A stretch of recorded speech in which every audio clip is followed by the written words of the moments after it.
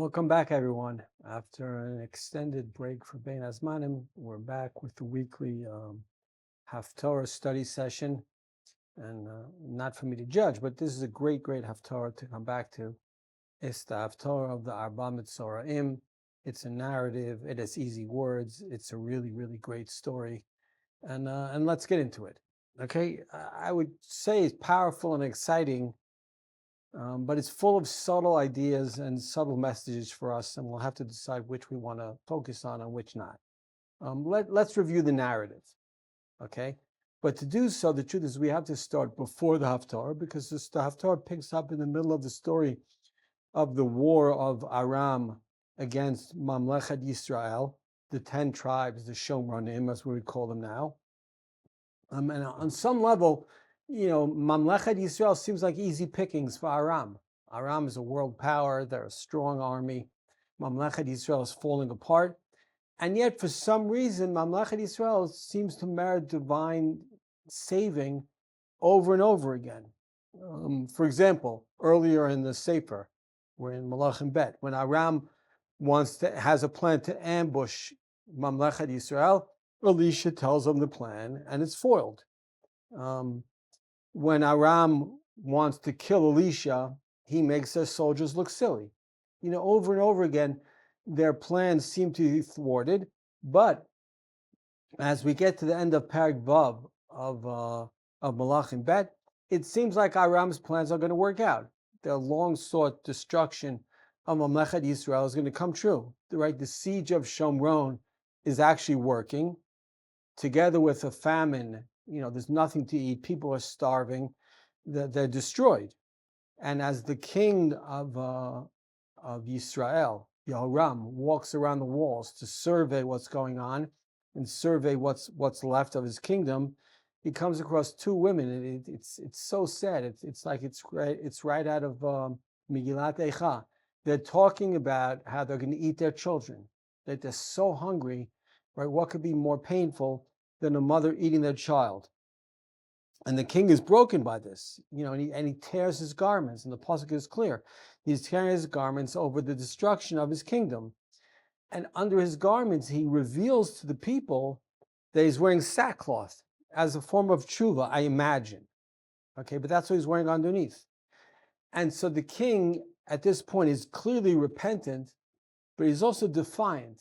He's defiant how? Because he blames Elisha.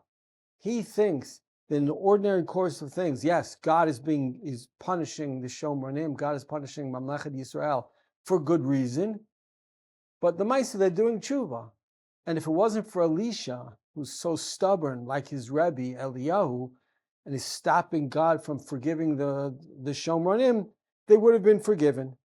Okay, so he's furious at Elisha. And he decides, and this is no small point, that Elisha has to die. And he sends a messenger, the Shalish, to kill Elisha.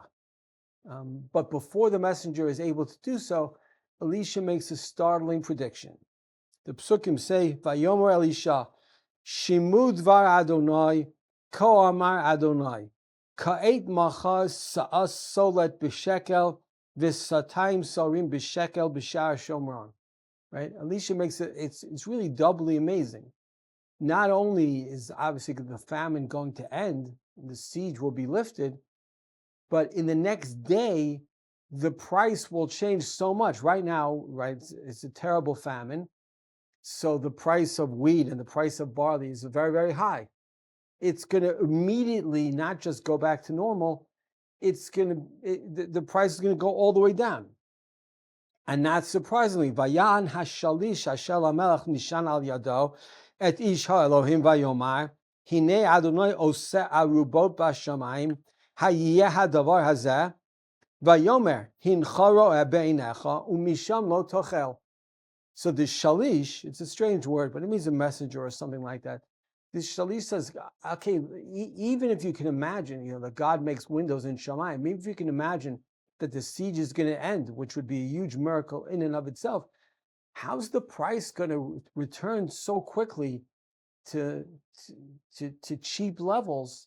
How is that possible within one day? And, it does, like, you do think to yourself, to take an example, It's like nowadays. Let's say the war with Iran ends tomorrow. So you say, fine, oil's not going to be $100 a barrel. It's going to go down. But it's going to go down to 20? How quickly can that happen? How could that be? And so the Shalish, raises doubt about Elisha's nevuah. Okay.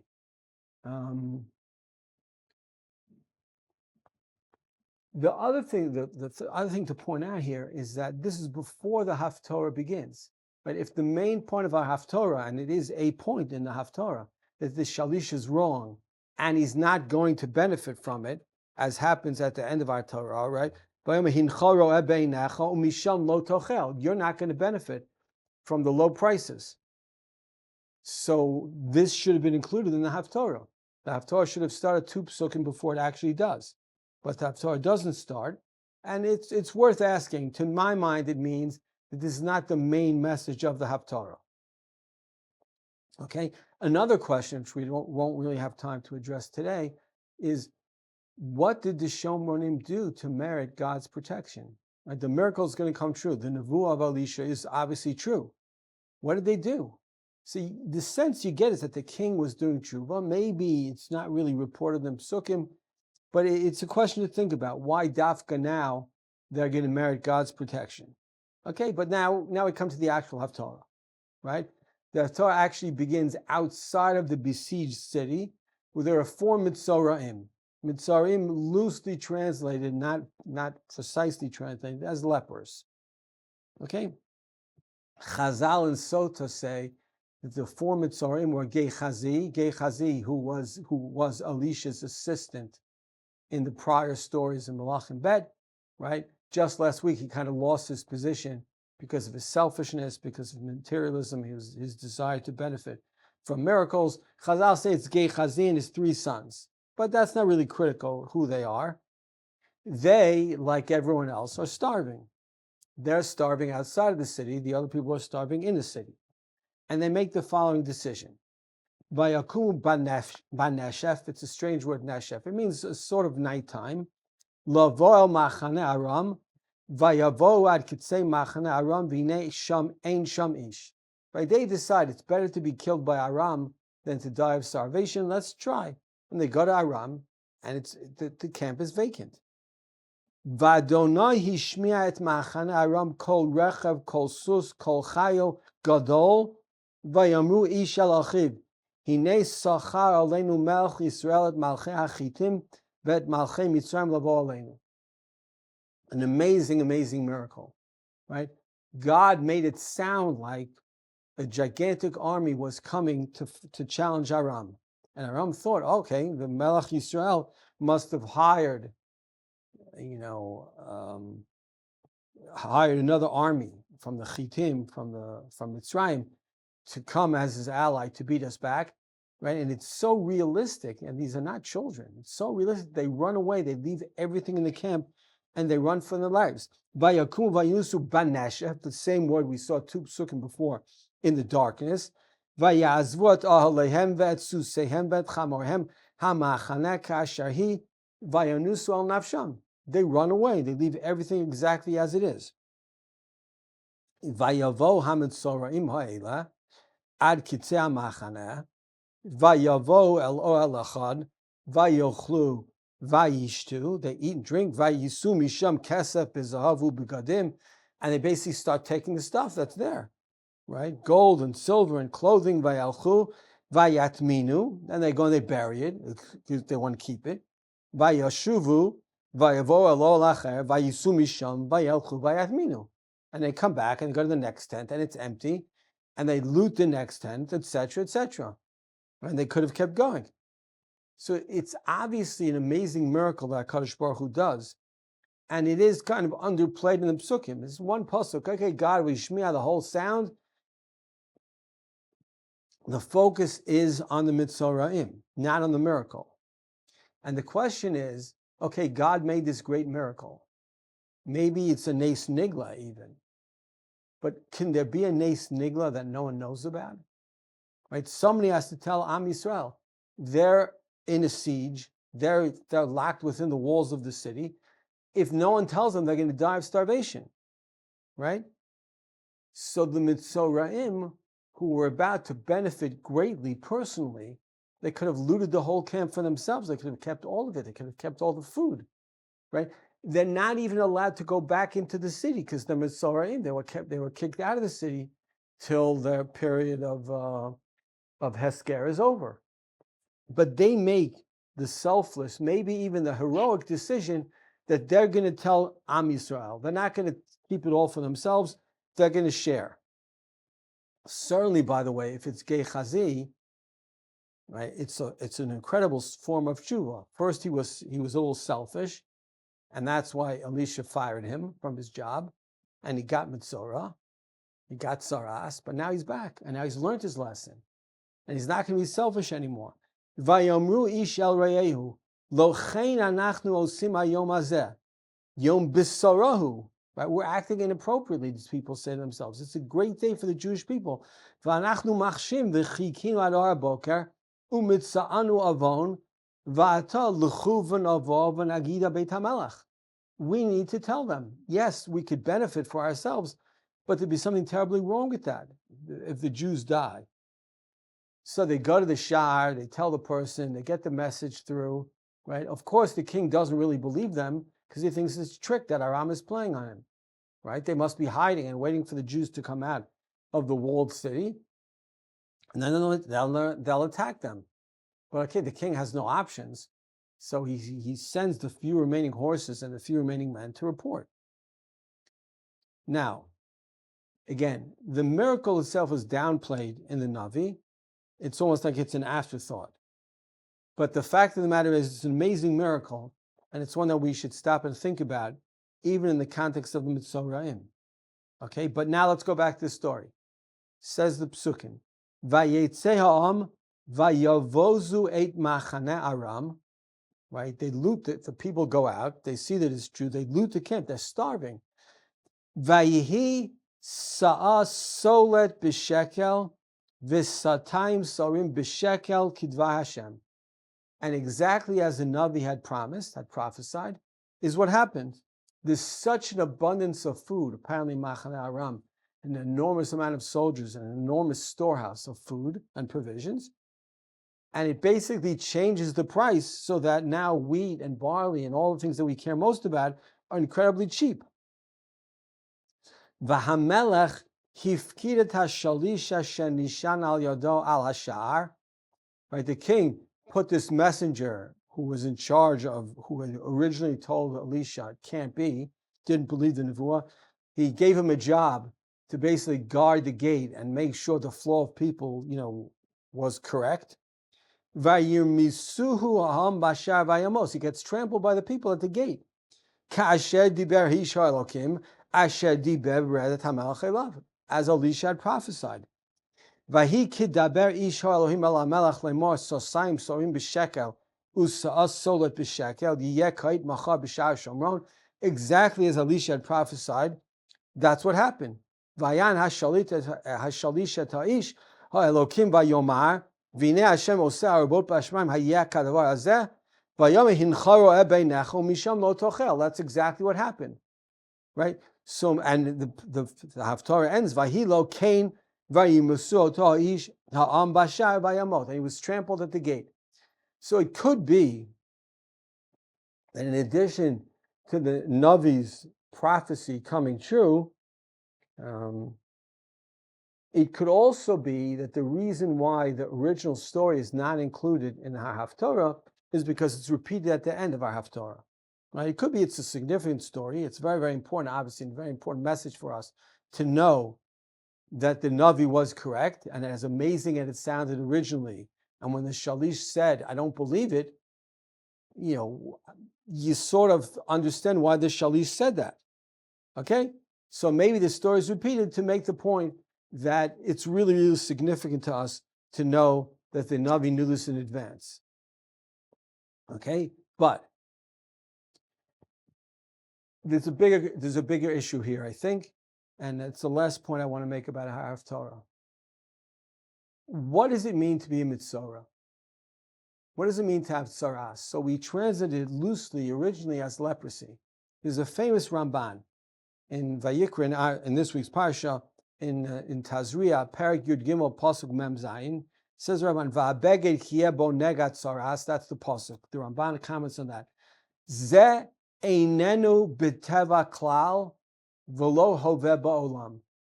These things don't happen naturally. Tzaras habeged, tzaras habayis. They don't happen naturally. They're not a natural phenomenon. V'chein nigeh habatim. Aval b'hiyot Yisrael shleimim l'Hashem. Right. When Bnei Yisrael have a close relationship with HaKadosh Baruch Hu, when things are going well, Yeruach Hashem alehem tamid laha'amid gufam ubigdehem ubatehem b'mareto. So HaKadosh Baruch Hu makes sure that they look good and they appear properly and they appear healthy. V'ka'asher yikre be'echad behem chet v'avon. When one of them sins, yithaveh kiyur bibisaro. Some imperfection shows up in his skin, ubatem, or in his house, but maratov. He also used to be clean. He used to be clear. Everything looked great. And now there's some kind of, metaphysical or miraculous imperfection.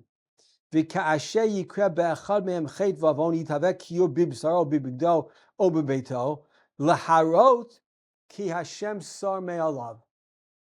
Right? It's a public warning system. You feel so close to HaKadosh Baruch Hu, HaKadosh Baruch Hu wants to let you know. You've done something wrong. Maybe no one wants to get saras, but it's better than getting kares. It's better than being punished by HaKadosh Baruch Hu. I have some skin disease. I have some dermatological issue. HaKadosh Baruch Hu gave it to me so that I should know. Look at what you did, introspect a little bit, and recognize that you're going on the wrong path. You're supposed to improve. You're supposed to get better. If I continue as I'm going, something bad is going to happen to me, right? These Mitzoraim, they're literally kicked out of the camp. They're not part of the klal. They have every excuse to take advantage of the situation. Okay, you don't want us to live with you? Fine, we'll keep all the stuff that we found. But they don't. They do the right thing. And if it's Gehazi, even more so, that he learned his lesson. His lesson was he accepted a gift from Naaman when Elisha cured him of his tzaras, and now he's not accepting gifts anymore. Now he's going back and telling Am Yisrael, come out of the city, take all the stuff that's here. Aram has run away. Okay, and this also ties into another idea. One that connects us to Yom HaAtzmaut and maybe also to current events. Of course we want to be saved. We always want to be saved.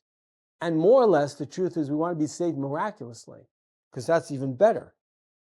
In our dreams, the miracles happen, and the messengers of the miracle are the people we want them to be. They're great people. Maybe a bad example, maybe a good example. Moshe Rabbeinu in Mitzrayim, right? I want to be careful how I say this, because otherwise I'll sound offensive. You're a Jew in Mitzrayim. You desperately want to be saved. Now, who do you want to be saved by? So you could say, look, I want to be saved. I don't care who saves me. But the truth is, you want to be saved by somebody who suffered along with you in the pits.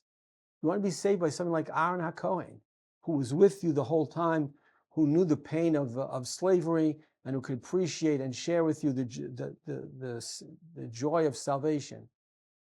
But you're not saved by Aaron. You're saved by Moshe. Who's Moshe? He was never a slave. He grew up in Paro's palace. Okay, maybe one day he was a slave. Then he went to Midian for 60 plus years. Now he comes back and he's going to save you? Right? We don't spend a lot of time talking about that. But the Moshiach Shel Yisrael is part of the story. And Rav Amital Zatzal said, we don't get to choose. We don't get to choose who saves us. We don't get to choose how the miracle plays out. It plays out as HaKadosh Baruch Hu wants it to play out. Take, for example, what would the state of Israel look like if it was founded by the Chafetz Chaim as opposed to Ben Gurion? How much greater would that have been? But the fact of the matter is that HaKadosh Baruch Hu decided otherwise. The Chafetz Chaim had a job in this world, and it wasn't to found the state of Israel. Ben Gurion had a job in this world, and it was to found it. Right? Theodor Herzl could not read Hebrew. It's shocking, right? Whatever you think his role was, he played a significant role in the founding of Zionism. At least he gets credit for playing a significant role. But personally, he wasn't any of these things. He's not the person we would have chosen. And yet that's the land we have, and that's the world we have, and that's what HaKadosh Baruch Hu gave us. We don't get to choose who the Moshiach is. When the Mitzoraim step up, they are the people who are going to get credit for. It's interesting because we don't have their names, but they're going to get credit for the story. God made the miracle. That's one thing. God gave us back the land of Israel. That's a big deal. But through what merit and through who are we going to merit the land? And the answer is, as much as we'd like it to be otherwise, is through Chilonim. It's through Mitzoraim. God works, it's not, Dakei Hashem Nistarim. It's not for us to figure it out. It's for us to benefit from. And if we're going to stand aside and say, no, not only do I want a miracle, but I want it done exactly as I imagined it, we're going to have to wait a really, really long time. And we don't want to wait a really long time. So in this week of Yom HaAtzmaut, which is coming beginning of next week, but in this week of Yom HaAtzmaut, we should remember the story, and Rav Amital made this point. We should remember the Mitzoraim. We should remember the fact that we don't get to choose who saves us. We just have to be grateful and overly celebratory of the fact that, in fact, HaKadosh Baruch Hu did save us. He saved the Shomonim in the story of this week's Haftara, and in our lives, he gave us the state of Israel, and we should be grateful for that. Yashikach and Shabbat Shalom.